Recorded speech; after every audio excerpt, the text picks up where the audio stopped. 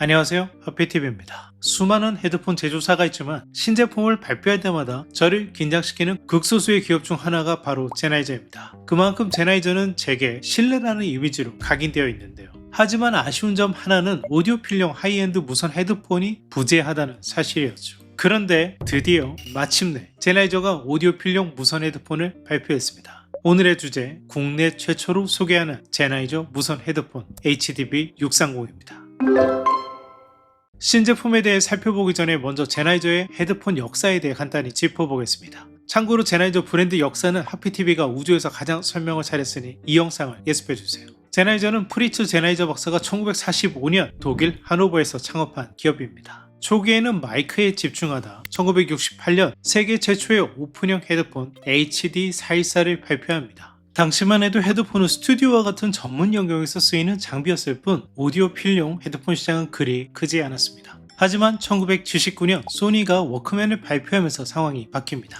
헤드폰의 기술력이 전무했던 소니가 제나이저의 오픈형 헤드폰 기술을 라이센스해서 씁니다. 이후 워크맨이 글로벌 히트를 기록하면서 자연스럽게 오디오필 헤드폰 시장도 폭발적인 성장을 거두게 됩니다. 이 시장을 리드한 것은 준비된 기업 제나이저였습니다. 내놓는 제품마다 히트를 기록하는 것은 물론 제나이저가 곧 시장 표준이자 스탠다드로 자리잡게 됩니다. 1991년 발표한 오르페우스가 대표적인 예죠. 헤드폰 기술의 극한을 보여주고자 정전형 헤드폰에 전용 진공관 앰프까지 제공하는 초우화 패키지를 내놓았고 수천만 원의 가격에도 불구 높은 인기를 누렸습니다. 이후 오르페우스는 오랜 시간 세계 최정상 헤드폰으로 꼽히며 헤드파이 유저들 사이에서는 전설로 기록되었습니다. 이후 HD600, HD800 같은 명기를 연달아 내놓으며 헤드폰 시장 1위로 군림하던 제나이저였지만 애플의 에어팟 등장 이후 변화에 빠르게 적응하지 못했고 결국 2021년 헤드폰 부문을 포함한 컨슈머 사업부를 세계 최대 보청기회사 소노바에 매각해 지금에 이릅니다. 현재 오디오 시장은 대형 사모펀드 중심으로 이리저리 M&A가 활발한데요. 이들은 인수 이후 수입만 고집해 수십 년간 일해온 엔지니어를 모두 내쫓고 OEM으로 제작한 제품들을 브랜드만 찍어서 팔다가 전락한 사례를 우리는 목도해왔습니다. 하지만 소노바는 달랐습니다. 기존 엔지니어와 생산 시설을 그대로 승계했고 R&D에 한층 가열찬 투자를 아끼지 않은 결과 지금의 제나이저는 과거의 전성기를 떠올리게 하는 신제품을 꾸준히 선보이고 있습니다. 대표적인 예가 여러분들의 강력한 지지를 받고 있는 제나이저 엠비오 사운드바죠. 앞으로 이들이 선보일 엠비오 신제품들이 기대됩니다. 칭찬할 만한 제품이 하나 더 있습니다. 바로 aptX 동글입니다. aptX 코덱을 지원하는 헤드폰은 제나이저 외에도 BMW, 포칼, 베이어 다이나믹 등 다양하죠. 이를 제대로 사용하기 위해서는 aptX 지원 동글이 필요하고 시중에 적잖은 동글들이 출시되고 있지만 정작 신뢰할 만한 제품이 없다는 것을 인지한 제나이저는 판매량이 높지 않아 수익성을 담보할 수 없음에도 BTD 600, 700과 같은 걸출한 동글을 선보이면서 시장의 지지를 받고 있습니다. 다른 aptX 헤드폰 제조사들은 도전하지 않았던 분야에 과감하게 도전해 시장을 멱살 잡고 리드하고 있는 겁니다. 앞서 언급한 오르페우스의 후속작이자 2025년 현재 세계 최고가 헤드폰으로 꼽히는 HE1도 낮은 수익성에도 불구 여전히 현역기로 생산 판매 중입니다. 참고로 말씀드리면 제가 운영하는 회사 하이엔드 오디오가 HE1의 한국 유일 익스클루시브 스토어입니다. HE1 청음 원하신다면 아래 연락처로 문의 주시길 바랍니다. 이런 제나이저에게 아쉬운 단 하나는 바로 하이엔드 무선 헤드폰의 부재였습니다. 전통적인 HD 시리즈 중 무선 모델은 HD450BT뿐이고 라이프 스타일 라인업 중 최상위 모델은 얼마 전 하피TV가 소개한 모멘텀 4였기 때문에 그 이상의 하이엔드 무선 헤드폰을 원하는 분들에게 아쉬움이 남았습니다. 이번에 등장한 HDB630은 제품명에서 알 수 있듯 600 시리즈에 속하는 모델입니다. 현재 제나이저의 H 시리즈 헤드폰 라인업은 다음과 같은 구성인데요. 여기에 HDB630이 새롭게 레퍼런스 라인업에 합류했습니다. 따라서 언젠가는 800 시리즈의 무선 헤드폰도 나오리라 기대해도 좋을까요? 제나이저 최초의 하이엔드 무선 헤드폰 HDB630의 등장 배경을 이해하셨다면 이제 본격적으로 제품을 살펴봅니다. 먼저 HDB630 스펙부터 보겠습니다. 구조는 밀폐형을 택하고 있으며 유닛은 42mm SYS38 다이내믹 드라이버를 탑재했습니다. 주파수 응답은 유선 연결 시 6Hz에서 40kHz, 블루투스 아날로그 입력에서는 6Hz, 22kHz를 보여줍니다. 블루투스는 5.2 버전을 채택했고 코덱은 SBC, AAC, aptX, aptX HD, aptX 어댑티브까지 폭넓게 지원합니다. 액티브 노이즈 캔슬링을 지원하고 임피던스는 480옴, 배터리는 700mAh 용량으로 최대 60시간까지 재생 가능합니다. 나머지는 디자인 편에서 있겠습니다. 이번 리뷰는 국내 최초 소개인 만큼 박스 외형부터 함께 보시죠. 전면에는 큼지막하게 HDB630 로고가 인쇄되어 있고 우측 하단에 보면 반가운 점을 발견할 수 있는데요. 바로 고해상도 블루투스 동글 BTD700을 패키지 내에 제공하고 있다는 점입니다. 이 부분은 뒤에서 자세히 다루겠습니다. 박스 뒷면에는 제품 기능에 대해 영어, 독일어 등으로 설명해 놓고 있는데요. 박스를 열면 헤드폰 본체가 담겨있는 캐링 케이스가 반겨줍니다. 캐링 케이스를 열면 헤드폰과 함께 다양한 액세서리들이 들어있는 것을 확인할 수 있는데요. 구성품을 하나씩 소개해보면 헤드폰 본체, 설명서, 기내용 젠더, aux 케이블, USB-C 케이블, 그리고 앞서 언급한 BTD700입니다. 자, 이제 HDB630 본체 디자인을 보죠. 전체적인 디자인은 블랙과 실버의 투톤으로 고급스럽게 마감했습니다. 디자인을 보시면 기본 폼 팩터는 모멘텀 4를 그대로 있는다는 것을 쉽게 눈치채실 수 있을 겁니다. HDB630은 외형적 변화보다 음을 개선을 위한 내실을 다졌는데요. 먼저 이어컵 외부 소재와 내부 커버를 일신해 신호 전달력을 향상시켰고 유닛 내부에서 음의 투과성을 높인 어쿠스틱 메쉬를 더하는 등 진화한 음을 달성하기 위한 노력을 아끼지 않았다고 합니다. 본체 디자인을 자세히 살펴보면 헤드부에는 푹신한 인조 가죽 밴드가 편안한 착용감을 더합니다. 실제 HDB630은 오래 착용해도 불편하지 않는 착용감을 선사합니다. 이어컵은 정전식 터치패드를 지원해 헤드폰의 기능을 컨트롤할 수 있고 페어링 버튼과 입력단은 오른쪽 이어컵 하단에 위치하는데요. 좌로부터 전원 페어링 버튼, 상태 표시 LED, 충전 및 유선 연결을 돕는 USB-C 입력, aux 출력, 마이크가 위치합니다.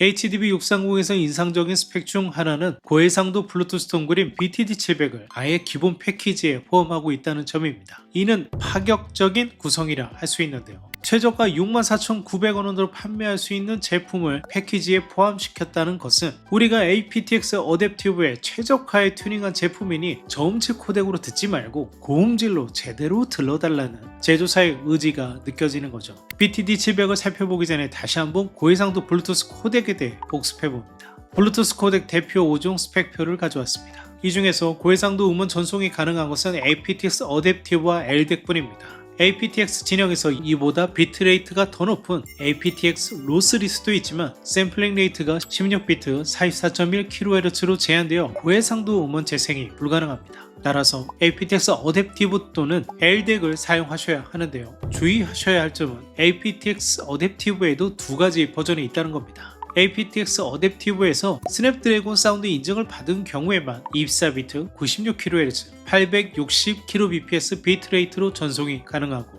스냅드래곤 사운드 인증을 받지 않은 경우에는 24비트 48kHz 420kbps로 제한됩니다. 그렇다면 오늘 소개할 BTD700은 어떨까요? 스펙을 보면 블루투스 버전은 5.4, 커넥터는 USB-C, 지원 코덱은 aptX 로스리스, aptX 어댑티브, aptX, SBC, LC3를 지원하고 여기에 스냅드래곤 사운드 인증까지 받았기 때문에 aptX 어댑티브에서 24비트 96kHz 전송이 가능합니다. 디자인을 보면 이렇게 컴팩트합니다. 스마트폰에 장착해도 부담스럽지 않은 사이즈입니다. BTD600과 비교해 개선된 점은 바로 커넥터입니다. 커넥터 안에 여유 공간이 확보되어 있어 스마트폰에 케이스를 장착한 상태에서도 여유롭게 연결할 수 있습니다. 제가 시중에서 판매되는 aptX 어댑티브를 지원하는 동글을 모두 구매 테스트한 적이 있었는데요. 이때 가장 뛰어난 음을 들려준 것은 단연 제나이저 BTD700과 600이었습니다.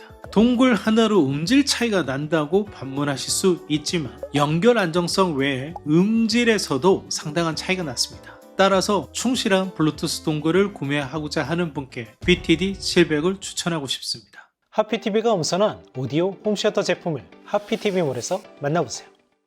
마지막으로 설치와 페어링 방법을 알아보겠습니다. HDB630도 블루투스 헤드폰인데 다른 헤드폰하고 페어링하는 방법이 뭐가 다르겠어? 라고 하실 수 있지만 HDB630 성능의 100%를 끌어내기 위해서는 이전과는 다른 페어링 방법을 쓰셔야 합니다. 왜냐면 아이폰, 갤럭시는 HDB630이 지원하는 aptX 어댑티브를 지원하지 않기 때문입니다. aptX 어댑티브를 지원하는 것은 여기에 있는 BTD700이기 때문에 HDB630과 BTD700을 페어링 해야 합니다. 페어링 방법을 알려드리면 먼저 BTD700을 스마트폰에 연결하고 아래에 있는 버튼을 길게 눌러 페어링 모드로 진입합니다. 이때 HDB 630도 페어링 모드에 두고 두 제품을 가까이 놓으면 페어링 됩니다. 이제 BTD700과 HDB 630은 페어링 되었기 때문에 이후에는 BTD700과 HDB 630이 서로 연결된 상태로 유지됩니다. BTD700을 스마트폰이 아닌 다른 스마트폰, 아이패드, PC나 맥이 연결해도 추가 페어링 과정 없이 그대로 붙습니다. 다만 이 방식의 단점은 스마트폰 앱에서 HDB630의 EQ나 세부 설정을 할 수 없다는 점입니다. 왜냐하면 HDB630은 스마트폰과 페어링 되지 않았기 때문이죠. 이를 해결하려면 별도의 스마트폰이나 태블릿을 준비해 HDB630과 멀티 페어링을 해두시면 됩니다. 저는 이렇게 갤럭시 스마트폰을 준비했는데요. HDB630은 멀티 페어링을 지원하기 때문에 BTD700과 페어링된 상태에서도 다른 기기와 동시에 페어링할 수 있습니다. 참고하세요. HDB630을 위한 전용의 스마트 컨트롤 플러스를 살펴보겠습니다. HDB630 페어링을 완료하면 이렇게 앱과 연결할 수 있는데요.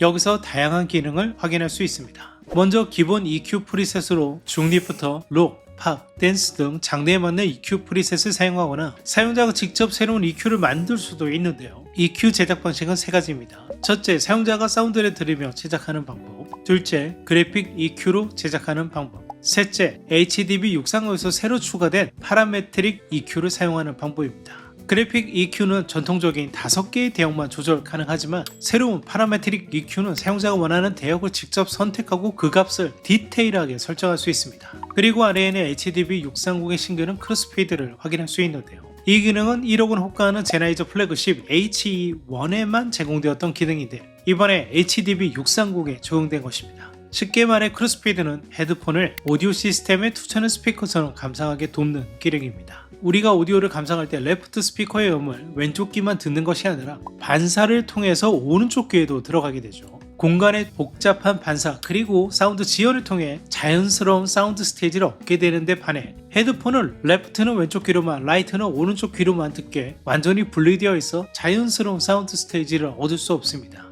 이에 크로스피드는 레프트, 라이트 채널 정보를 자연스럽게 믹스 표현해서 사운드 스테이지 정의감, 음장감을 강화합니다. 제가 직접 테스트해본 결과 저는 크로스피드를 켜는 쪽이 더 좋았습니다. 그리고 아래에는 노이즈 캔슬링을 설정할 수 있습니다. 설정 메뉴에서는 오디오 모드 우선을 설정해야 되는데요. 여기서 고해상도 24비트 96kHz를 설정해야 고해상도 음원 전송이 가능합니다. 아래에서는 현재 재생되는 코덱 스펙을 확인할 수 있는데요. 예컨대 aptX 어댑티브로 연결되었고 96kHz 즉 24비트 96kHz로 현재 전송하고 있다는 의미입니다. 또한 시그널 패스에서는 마치 룬의 그것처럼 현재 신호가 어떻게 재생되고 있는지 샘플링 레이트, 크로스페이드 저행 여부, EQ, NT 설정까지 모두 직관적으로 확인할 수 있어 편리합니다. 이외에도 다양한 세부 설정을 앱에서 할 수 있습니다. 자, 이제 HDB630의 음을 이야기할 차례죠. HDB630을 처음 마주할 이들이 가장 궁금해할 점은 사이즈나 디자인에서 유사해 보이는 모멘텀4와 비교해 얼마나 개선됐을까 일 겁니다. 이는 HDB630에 채워된 SYS38 드라이버가 모멘텀4에도 똑같이 적용되었기 때문인데요. 여기서 주의하셔야 할 점은 같은 드라이버라 해도 어떤 설계 구조, 어떤 튜닝을 더하냐에 따라 그 음은 천양지차라는 것입니다. 하피TV에서는 바로 얼마 전 모멘텀4를 리뷰했기 때문에 모멘텀4와 HDB630 음의 차이를 좀 더 정확하게 말씀드릴 수 있는데요. 먼저 HDB630 모멘텀4에 쓰인 SYS38 드라이버는 비단 모멘텀4 뿐만이 아니라 레퍼런스와 엔트리 라인 HD 라인업에서 HDB400, HD490, HD560, HD599 그리고 노이만 브랜드에서도 100만원 이상의 HDH30, HDH20에 쓰이고 있습니다. 즉 제나이저는 자동차 아키텍처의 모듈화처럼 완성도 높은 드라이버를 제작해놓고 이를 다양한 라인업에 구사하는 전략을 취하고 있는 셈이죠. 같은 드라이버를 사용했지만 누구도 노이만 NDH30과 모멘텀4의 음이 같다고 이야기하지 않습니다. 따라서 HDB630과 모멘텀4의 음이 같다고 예단하는 것 또한 섣부른 판단이 될 수 있습니다. 실제 제나이저 홈페이지에 HDB630과 모멘텀4의 측정 그래프를 공개했는데요. 두 제품의 차이는 결코 적지 않습니다. 사실 모멘텀4는 제나이저 음의 촉통을 잇는 적자라 보기는 힘듭니다. 표를 보시는 것처럼 베이스를 강화해 현재 유행하는 사운드 트렌드에 보다 가깝게 다가선 모델이라 할 수 있습니다. 오히려 HDB630의 음은 레퍼런스 라인의 HD650에 가깝습니다. 특히 중역대는 거의 일치하고 있죠. 따라서 HDB630은 네이밍처럼 동사의 레퍼런스 음을 가장 충실히 계승한 모델이라 할 수 있습니다. 결론부터 말씀드리면 HDB630의 음은 HD600 시리즈와 무척 닮아있습니다. 플랫하고 왜곡이 없는 레퍼런스 성향이며 모멘텀 폰은 다다르지 못했던 자연스러운 중고역, 해상력, 그리고 보다 촘촘한 사운드 스테이지를 성취하는 데 성공했습니다. 하나씩 감상해 보겠습니다. 가장 먼저 무선으로 감상했습니다. 스마트폰의 BTD 치백을 연결하고 HDB630과 aptX 어댑티브를 연결해 타이달 스트리밍 서비스의 고해상도 음원으로 테스트했습니다. 가장 먼저 귀를 사로잡은 장르는 클래식과 재즈입니다. 야노스 슈타코의 바후 무반주 첼로 연주를 들어보면 첼로의 울림이 공간에 가득 채우며 특히 다이내믹 레인지, 야금과 강음의 차이를 적확하게 들려줍니다. 이런 다이내믹 레인지 표현은 헤드폰에서 구현하기 쉽지 않은데 이를 무선에서 듣게 될 줄은 몰랐네요. 이런 것이 바로 하이엔드의 자질이죠. 오스카 피터슨의 You Look Good To Me를 들으면 HDB630이 자랑하는 크로스피드 기능을 통해 무대가 안쪽으로, 좀 더 정확하게는 사운드 스테이지가 안쪽 상단으로 깊어지며 다른 헤드폰에서 다다르지 못했던 사운드 스테이지를 그려내는 데 성공합니다. 스피커의 그것에 가까운 스테이지 이미징을 체감할 수 있어서 HDB630 사용자라면 크로스피드 기능을 꼭 한번 사용해 보시길 권합니다. 블루투스만으로도 이 정도의 음을 내는 것에 놀라던 찰나 이에 머무르지 않고 다시 한번 음을 업그레이드해주는 필살기가 USB-C 케이블입니다. 전술했듯 HDB630은 USB-C 케이블로 연결 시 고역의 주파수 응답이 22kHz에서 40kHz로 확장되고 시그널이 디지털 도메인상에서 손실없이 전송되기 때문에 한층 향상된 음을 들을 수 있습니다. USB-C 케이블로 HDB630을 감상하면 고역의 해상력이 한층 향상되고 디테일 묘사가 더욱 치밀해집니다. 또 하나 특기할 만한 점은 사운드 스테이지입니다. 무선에서 표현되지 못했던 공간의 구석구석을 빽빽하게 표현해줍니다. 오디오 외우가의 오랜 레퍼런스 닐스 로프그렌을 들어보면 마치 뿌연 막을 벗겨낸 듯 칼같은 악기의 해상력에 감탄하고 한층 힘이 붙은 베이스가 리스너의 귀를 즐겁게 합니다. USB-C 연결의 경우에는 스마트폰보다는 PC, 특히 맥에서 룬으로 재생할 경우 더욱 좋았습니다. 동봉된 케이블보다 좋은 USB-C 케이블을 찾아보았는데 의외로 시중에는 오디오용 케이블은 드물더군요. 곧 수입될 예정인 코즈 USB-C 케이블로 테스트했더니 의외로 만족스러운 음을 얻을 수 있었습니다. 이런 HDB630의 흠을 꼽자면 저역입니다. 저역이 없는 것은 아니지만 저역의 강렬한 어택을 기대하게 만드는 넘버에서는 다소 아쉬움이 남을 수 있습니다. 이때 이를 적절하게 보완해주는 것이 바로 파라메트릭 EQ인데요. 그래프상에서 베이스 대역을 조금만 올려주면 중고역을 마스킹 시키지 않으면서 매력적인 저음을 얻을 수 있었습니다. 저는 원래 헤드폰에서 EQ 사용을 권장하지 않는 편인데요. 이번 HDB630의 경우에는 적절하게 PEQ를 활용한다면 멋진 음을 완성할 수 있다는 생각입니다. HDB630 사용자는 반드시 PEQ 또한 사용해보시길 권합니다. 제나이저가 내놓은 최초의 무선 하이엔드 헤드폰 HDB630. 감상해보니 HDB600 시리즈의 네이밍이 아깝지 않은 레퍼런스 모델이라는 생각이 듭니다. 시장에는 이보다 비싼 무선 헤드폰이 있지만 고해상도 음원 전송에 가능한 aptX 어댑티브를 지원하지 않거나 가격만 비싼 헤드폰도 적지 않죠. HDB630 집에 걸출한 오디오 시스템이 갖춰있지만 이동 중에도 무선으로 편리하게 탁월한 음을 경험하고 싶은 오디오 애호가에게 제나이저 HDB630을 권합니다. 저희는 다음 제품 리뷰로 찾아뵙겠습니다. 지금까지 하피TV였습니다. 감사합니다.